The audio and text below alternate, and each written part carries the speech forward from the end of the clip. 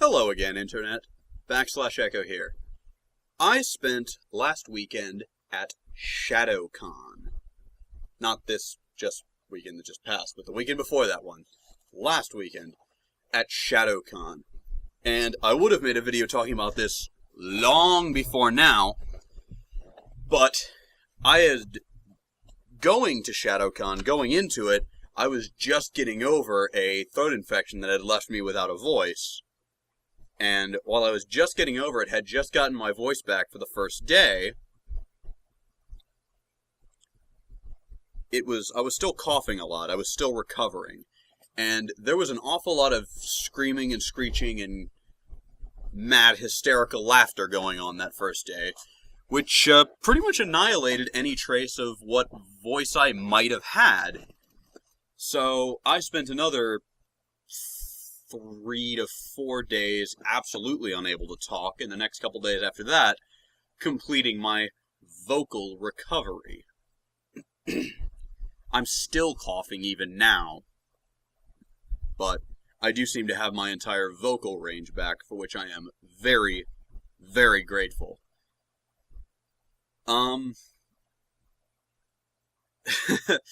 Normally in videos like this, I run off of a very vague script that I deviate from immediately in most cases, but generally I have something at least written down. In this case, I have nothing. I want to see what it's like flying blind like this, so bear with me, I guess. I guess talk about the reason I went to Shadocon is because I heard that guy with the glasses was going to be there. I had not seen, I was a couple weeks behind in his videos, whatnot, and clicked on one, watched it through the end, laughed my ass off, as per usual with Mr. Walker's videos, and was about to close the tab when I noticed that we were in the credit sequence, but there was still, this much left on the video, and I thought, that's weird. Obviously, there's something after the credits, so I click ahead, skip the credits, and he goes, "Time to talk about convention appearances. I'll be coming to Shadocon." And I thought to myself, I think I've heard of that one. He goes, "In Tampa, Florida." And I thought, oh, I guess I'd better go. I don't think I'm going to get a better chance than a convention that's taking place in my hometown. So, off I went. I paid $40-odd for a weekend pass, and I paid an additional fee for an extra ticket to have dinner with the guests on the night before the convention opened. So Thursday night, I went out to the convention space, and I had dinner with the guests. I wanted to sit with the nostalgia critic at his table, but his table filled up predictably quickly before I could even get in the door, so I ended up sitting at the next table over. Our celebrity guest had not arrived. He was maybe 10 minutes late to dinner, and it wasn't until they called us to go pick up our food from the buffet that we realized who we were sitting with, who we were supposed to be sitting with. Quentin Flynn. So that was a very interesting dinner experience. He didn't really seem that into it. Seemed like, he showed up late. He seemed like there was something else on his mind most of the time. He answered our questions. Obviously, he was perfectly polite. But, again, it kind of seemed like something he was roped into. Something, he didn't seem to enjoy it nearly as much as the other guests, like Doug Walker or Aaron Hansen. That's Egoraptor, sorry. He didn't seem quite as into it. On Friday, as I said, my voice had barely recovered. On Friday morning, bright and early, get up to make sure I don't have to wait in a line, because I've got to go register and everything.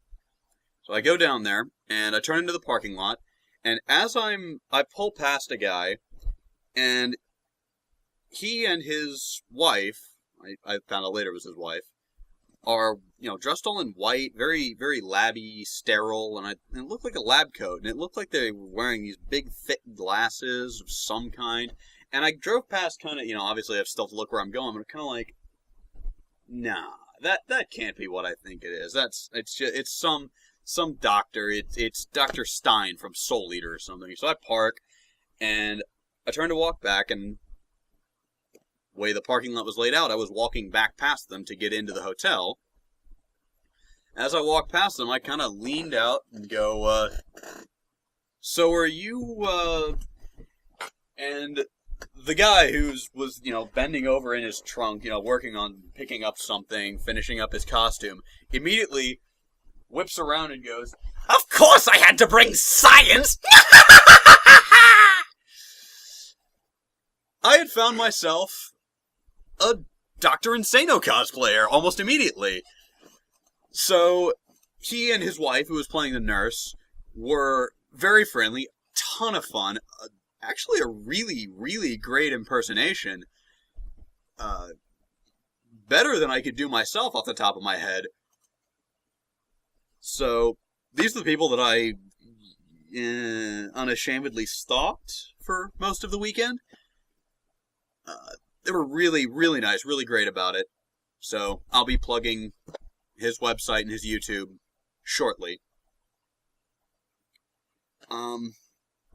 They were also there mainly to see Doug, that guy with the glasses. Trolled him relentlessly in the guise of Dr. Insano. It was a lot of fun. I wasn't going to the convention with anyone, wasn't really meeting anyone there.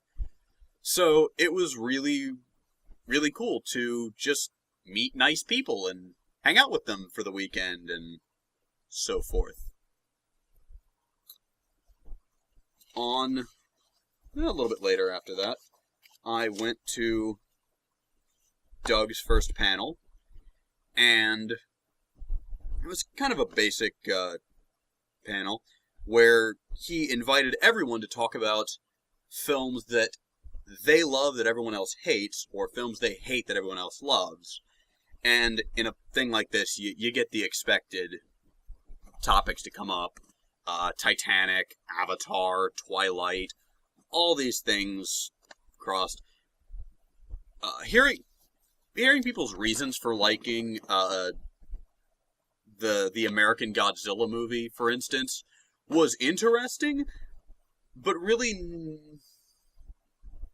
I'm about to say not all that interesting, not all that surprising. Like, it's, if you can take a step back and examine a movie that you dislike from a different perspective, it's fairly easy to see why someone else might like it. Or if you can step back and examine a movie you like more dispassionately, it can be easy to see why somebody might not like it. So really, while very interesting, there weren't really very many surprises. And I wasn't particularly surprised to hear the Nostalgia Critic's answers, because he's already done that in 2 separate vlogs that I've already watched on his site. But immediately after that was an autograph signing, where I got his autograph.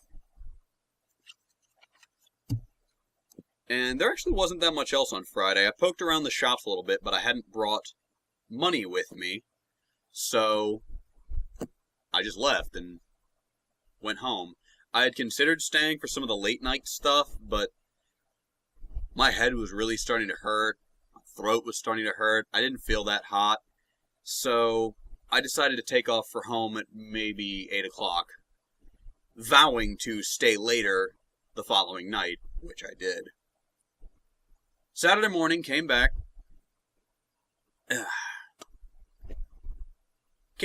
Poked around some more. I came back with money. Met some other friends of mine that I don't know whether I personally convinced or just coincidentally met half of them there.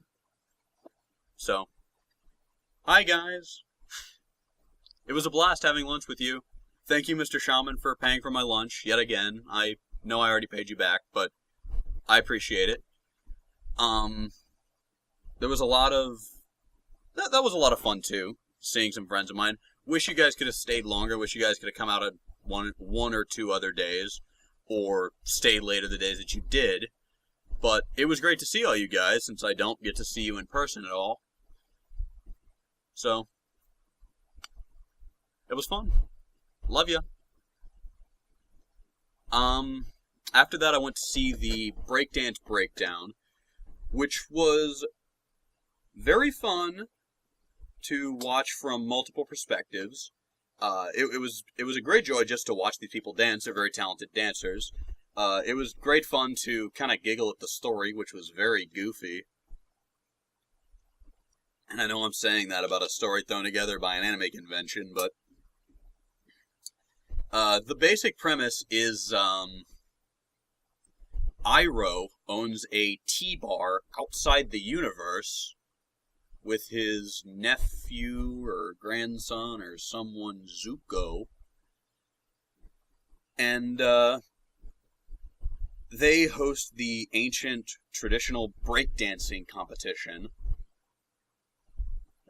Am I losing you already? When all of a sudden Haruhi Suzumiya, whose series I have not yet watched, that's on my to-watch list, stumbles into the bar, trips over a bar stool, and cracks her head on the floor so hard she gets plot-convenient amnesia. Because of this, the entire universe is destroyed, for reasons that would be clear to you if you knew anything about Haruhi Suzumiya. So the only people still alive are Iroh and Zuko in this bar, Haruhi and her friends, who followed her into the bar, chasing her down, a handful of characters from Street Fighter, and a handful of characters from Yu Yu Hakusho. Yeah. So, since these are the only ones left, is the breakdance champions, Street Fighter, and the breakdance underdog challengers, Team Urameshi. Sorry, I guess I'm still coughing, even 2 weeks later. And they have to breakdance for the championship to gain the ultimate magical MacGuffin prize of open the box and the shiny light goes. And there were a lot of internet jokes, a lot of anime jokes. I laughed at a lot, you know. Every time the character playing Guile would step forward, Guile's theme would start playing, and eventually he started making fun of it. He goes, "Oh, you just expect it, because I know my theme goes with everything, but come on, people. Can't I hear some other music some of the time?" At which point all the other characters, bewildered by this guy talking to the fourth wall, kind of look at each other, kind of worried, and go, Guile, are you saying you can hear music in your head, like, all the time? Which he then, shakes off and, the rest of the cast from, Haruhi Suzumiya also enter the breakdancing competition at the last second. I'm told their characterizations were a bit off, but apparently acceptably so. Again, haven't watched the series yet, so I can't really judge that for myself. I will say the ditzy girl was played way too annoying. On the other hand, the other girl, the clever one, the bookish one, was played very well, very funny, and the sarcastic guy was also played very well. He seemed very into it. These are volunteer performers, obviously, so the degree of, say, acting talent varied, and sometimes varied widely. On the other hand, the dancing talent really did not. These guys were all fantastic. So, because Team Street Fighter were the champions, Team SOS and Team Urameshi had their first breakdance fight, which was really just breakdancing competition. At which point, Yusuke begins to fall head over heels for Haruhi. Not something I thought I'd see today when I sat down to watch a breakdance competition. I wasn't really expecting crossover/fiction, but whatever. However, Danny Hibiki from Street Fighter also has the hots for her, and he heard about her godlike powers and hopes that she can help him out with a little problem he's been having with his his little Hadouken. It's been more of a Hadoukan't recently. A Hadontkin, if you will. Their jokes, not mine. Please don't shoot me. And so the two of them compete for their interests. And then Dan got into an argument with Zuko, which ended with them screaming each other's names back and forth, and a hilarious pun that I don't think anybody in that room except for me got. In the end, Haruhi, I think, hits her head again, or somebody cranks her over the head with a water bottle or something, and she gets her memory back, and they just kind of wander off on their own. At the end of the finals, which Team Urameshi wins, Yusuke hooks up with Sakura from Street Fighter. The Vocaloids come out and perform for some reason, and then shows up. Everybody comes out, curtain call, bows, etc. I can't speak for the characterization of the Street Fighter characters. I don't know that anybody can speak for characterization of Street Fighter characters, and if I can be so arrogant as to say that, it's a frickin' fighting game. As for Yu Hakusho, which is one of my favorite animes of all time, the dialogue was excellent. The characters were, again, a little skewed. As my buddy sitting with me told me the Haruhi characters were. Kurama's character was perfect. Voice was all wrong. All wrong, all wrong, all wrong. And I'm going to say that's only half because he was being played by a girl. Don't really know why they thought that was necessary, but I guess they ran out of male volunteers or whatever. The guy playing Kuwabara had the voice down, had the character down. The guy playing Hiei, while much too tall, I mean, he was as tall or taller than Kuwabara, again, had the voice acceptable, and had the characterization excellent. The problem was not either of their personal characterizations, it was their interactions. I think it would have been much better, much funnier, if they had clashed more, if they'd been more at odds the entire time. They had like one scene where they kind of pushed each other back and forth, and that was it. I mean, Yusuke immediately said, "Whoa, guys! Whoa! Whoa!" And that was it. And after that, they got along and breakdanced perfectly. And I get that it's an alternate universe, but that's just me complaining as a fan of the series. All in all, it was good. It was fun to watch. It was very funny at many points. A lot of visual gags. I attended another Q&A panel by the Nostalgia Critic again, where he started off the panel with somebody coming on stage telling us that he unfortunately couldn't make it, with he himself sitting in the back of the room shouting, What a crock! What a bastard! Can't even show up to his own panel. That we should find his room and kill him." And again, after that was another autograph signing. So I got another autograph on paper, and I also got him to autograph. Where are you? That's not it. I also bought a copy of Suburban Nights and got him to autograph that. That one back away and made kind of a mess of my bookshelf over there. At each time that I got an autograph from Doug Walker, sitting to his right was Ego Raptor. Oh my god, Metal Gear! So, I also got an autograph from Ego Raptor on day one. That was day one. And on day two,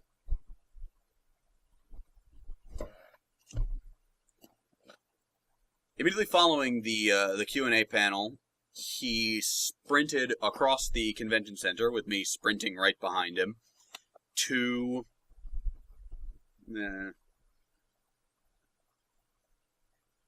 what was it called?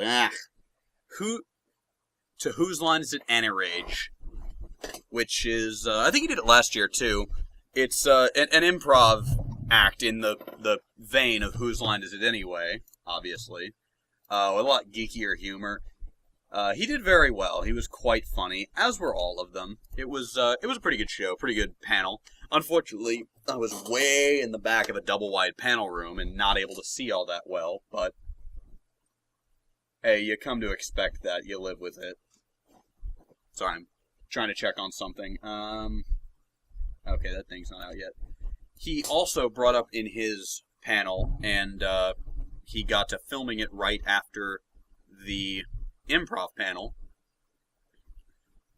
where he announced something big without actually announcing it. He told us that there was going to be something exciting coming, and he refused to tell us what it was and said that was the joke. So he went around to random people and asked them to plug it without knowing what it is, and just make stuff up and talk about, oh, the part with the exploding dogs and the full frontal nudity. That was the best part in any film that I have seen in the past decade. And I would have done a lot more, but again, I was really losing my voice. So this was all about all I had left. So, although I did record a bit for him, I wouldn't be surprised at all if he doesn't end up using it. On the other hand, I did end up kind of forcing a crack in there about how this movie was so amazing that it didn't just take my breath away, it took my voice away. So, who knows? Keep an eye out on the special page at That Guy with the Glasses, and see if you can spot me, see if you can spot some other people, see if you can spot, I'd imagine you will spot, Ego Raptor, because he specifically filmed his reaction and plugged the thing, and he was also very funny. Anything else? Second day. That was also when I made my major purchases, which I will show around. Let's see, where are they all? I purchased a Cactar finger puppet. I actually bought this one on Friday, now I think about it, because although I had planned to, my plan was to come back on Saturday and do all my shopping then, I saw the little Cactar finger puppet, and I knew that if I didn't buy it immediately, it would be gone, and I refused to let that opportunity slip through my fingers. So I went and bought that immediately on Friday.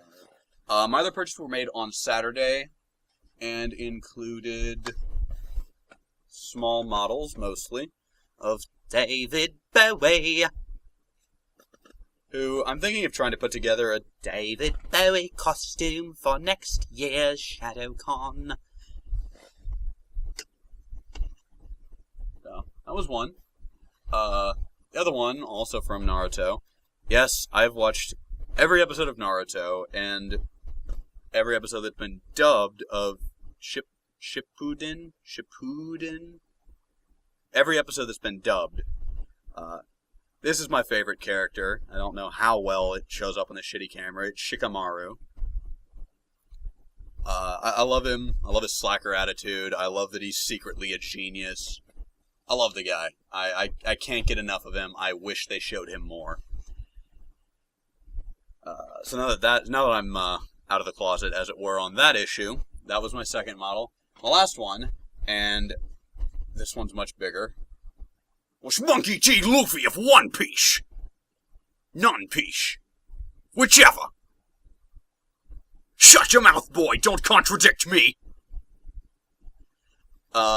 None Piece by Purple Eyes WTF is maybe the funniest thing I've ever seen. I say that about a lot of things, and I mean it about most of them. I say that about near everything he puts out, near everything Team 4-Star puts out, near everything Little Karibo puts out. Just about anything That Guy with the Glasses, or Noah Ampweiler, the Spoony one, anything. I love all these guys. I love the internet culture. And, I particularly, that one, I love his characterization of Monkey D. Luffy in the parody abridgee type series None Piece. So I had to get that as a prop. I had to buy that one. And I would have bought one that was the same size as the other two. You could see that, obviously, that figurine was much bigger than the other two. I didn't see one that was that small, which kind of disappointed me, because That one cost about $10 more.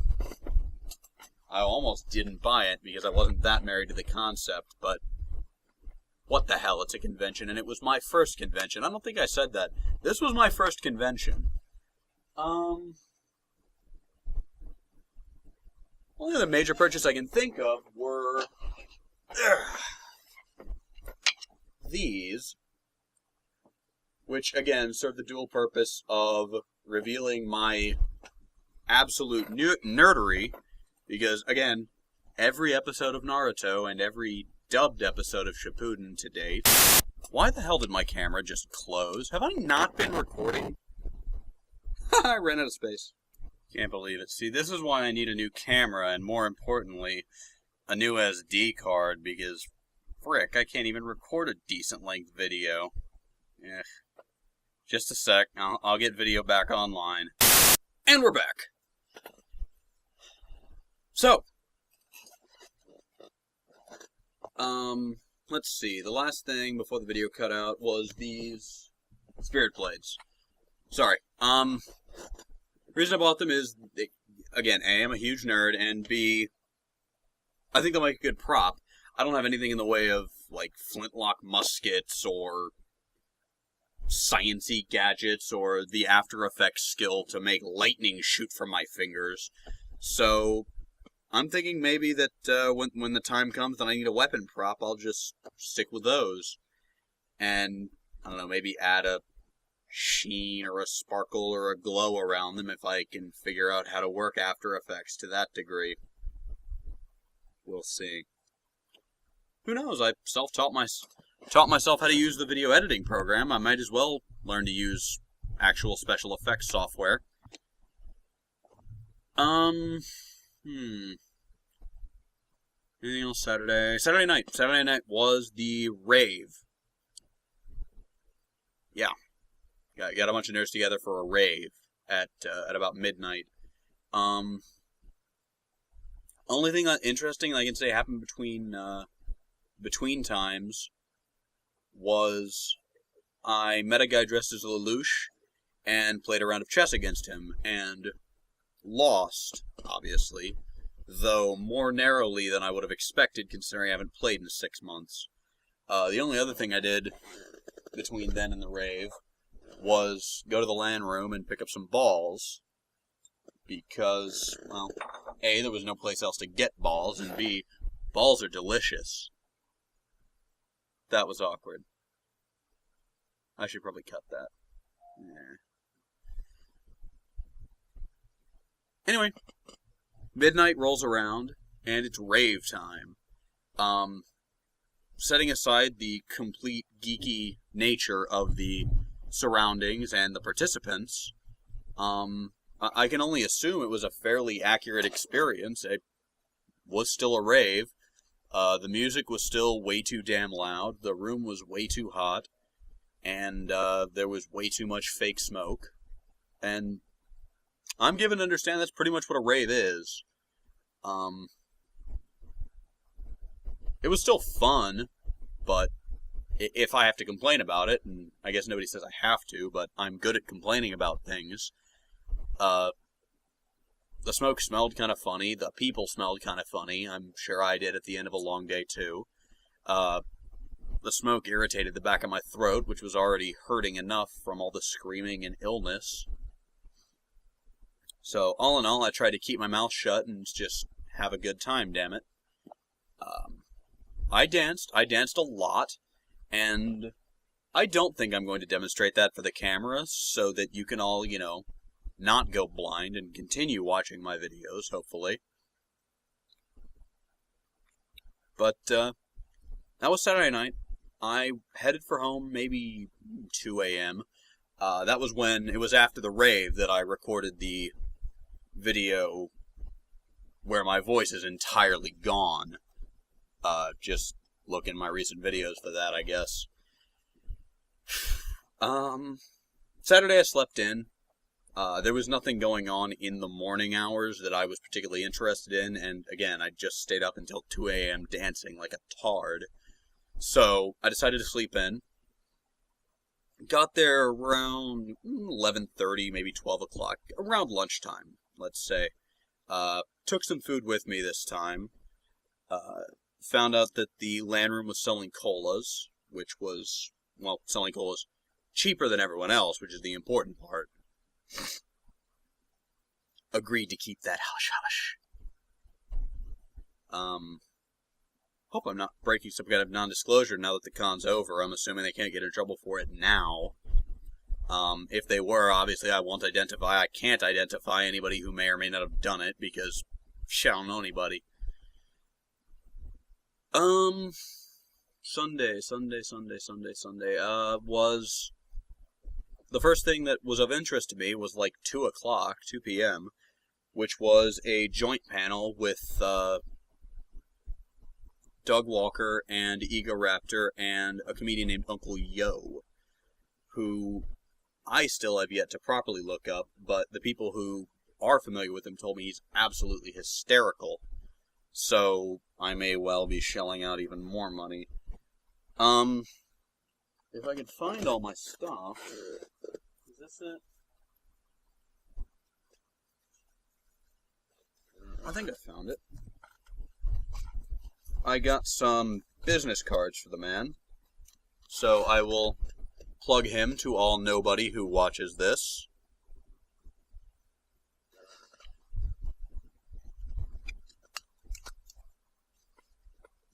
And on that note, also reminds me one other purchase that I made that I'd forgotten about until now, which was some stickers. In the Artist Alley section, I bought some stickers of, first off, the Yu-Gi-Oh! Characters,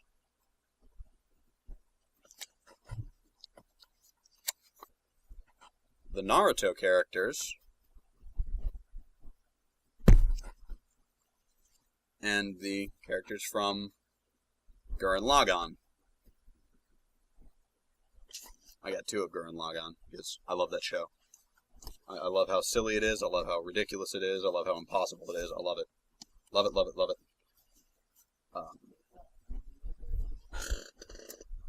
These stickers were all drawn by, hang on, let me sort through my business cards that I got. Crashing Tokyo, who is on DeviantArt, so look up more crap. I'm plugging more people. Wish I was getting paid for plugs like this. Not everything that that was at that booth was that adorably chibified. There was quite a bit of more realistic stuff.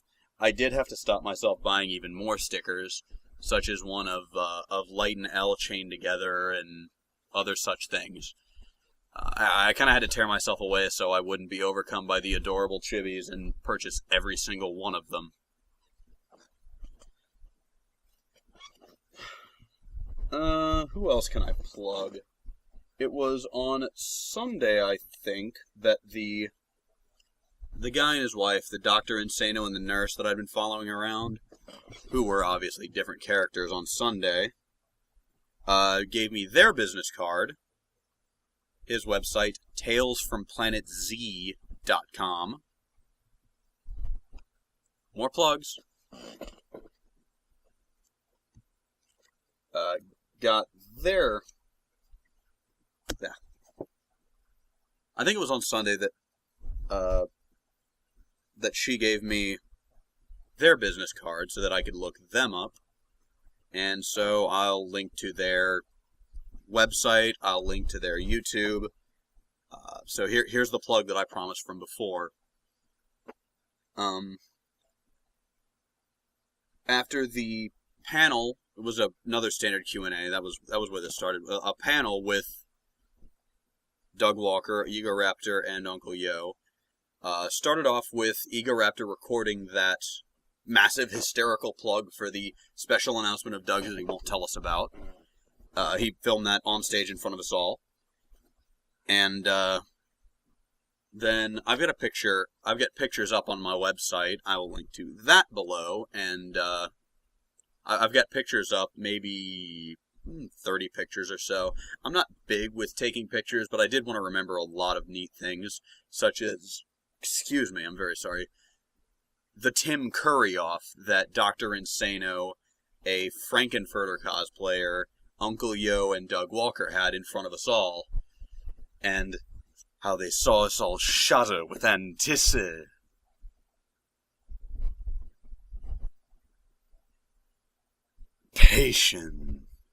Waha! Waha! Waha! Waha!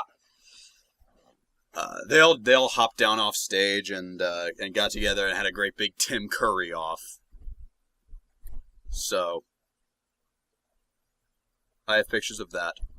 Oh wow, it's really showing that I don't have a script, isn't it? After that was the final autograph session, where I got the business cards for Uncle Yo, where I got Egoraptor to do me a sketch of Yusuke to go along with my sketch of Kenstar, and where I got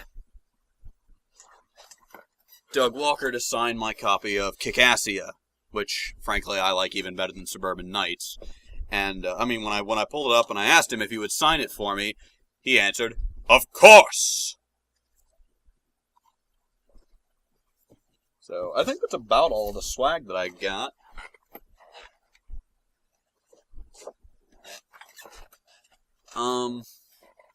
Yeah, I think that's about all of my swag. One thing I will say on a side note, something that the Insano cosplayer had that I had always struggled with was, where are you? Here you are. Son of Insano, which this is not his, obviously. But he had one, and I freaked out because, like most of us, I think, who saw Spoonie with one of these, I remembered them from growing up. Dropping it. I remembered them from growing up, but, I mean, hell, I could never find him again. What the hell? What do you even call this? What is it? I have no idea what to call it other than Son of Insano. But, a couple of days ago, this is long after the convention, I was browsing through a Target looking for Christmas gifts. Because, hey, I do my Christmas shopping at Target. I was looking for Christmas gifts, and I saw a rack of these. And, you know, I saw the blue ones with the bored face. I saw the red ones with the angry face. I saw the green ones with the starry eyes. But most importantly, I saw the pink ones with the Son of Insano face. And so, I don't know if you can see it exactly, but I bought 3 of them. Because I'll be damned if I let this opportunity pass me. I don't know if I'm ever going to see these things again.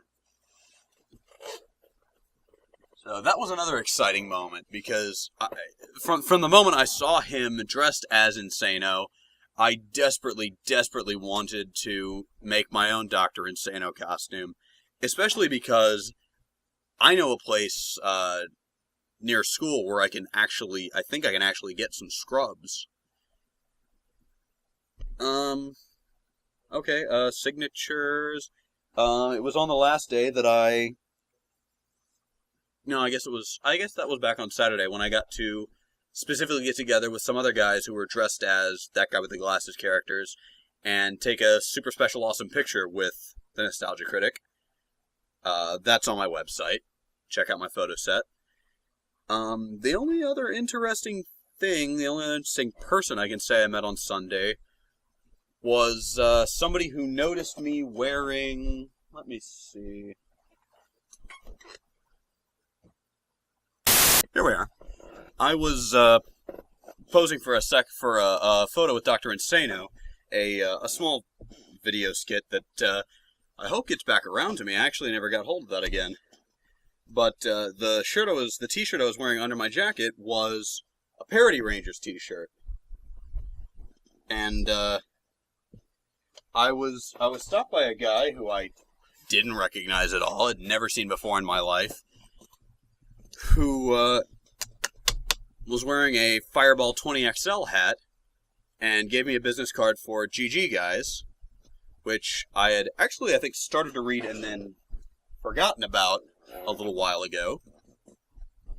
A long while ago. I think it was in its infancy when I found it. I've read maybe 4 strips and forgot about it when I was trawling through Fireball 20XL in the wake of watching TTA for the first time. So, even as excited as I was to get a handful of sketches from Egoraptor, I was wearing a Kerbifer shirt the last day, so I don't know, does that make me a traitor? Anyway, he recognized the shirt and introduced himself as the Wise Mankey, which at last was something I recognized, so I'll plug him as well, right down below. If you're watching this, which I have no reason to think you would be, I loved your article about Shadocon.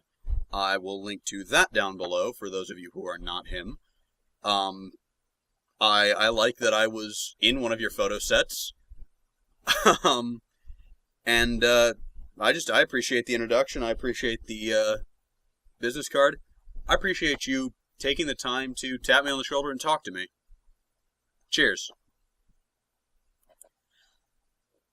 All in all, that was about it. It was a great experience. It was a very fun convention. I'm already looking forward to next year's, assuming I'm really hoping that Doug comes back. I'll tell you, I could use less of the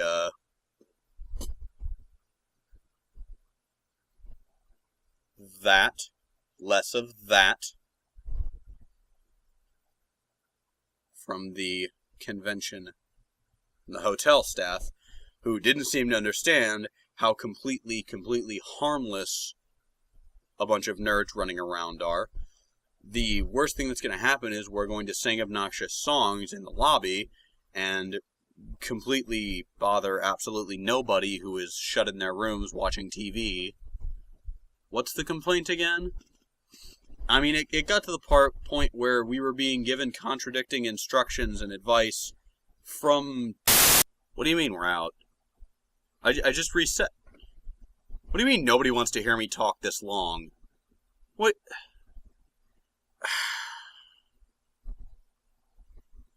I really have outstayed my welcome, haven't I? Anybody who... Nobody has stuck it out this long. Who am I kidding?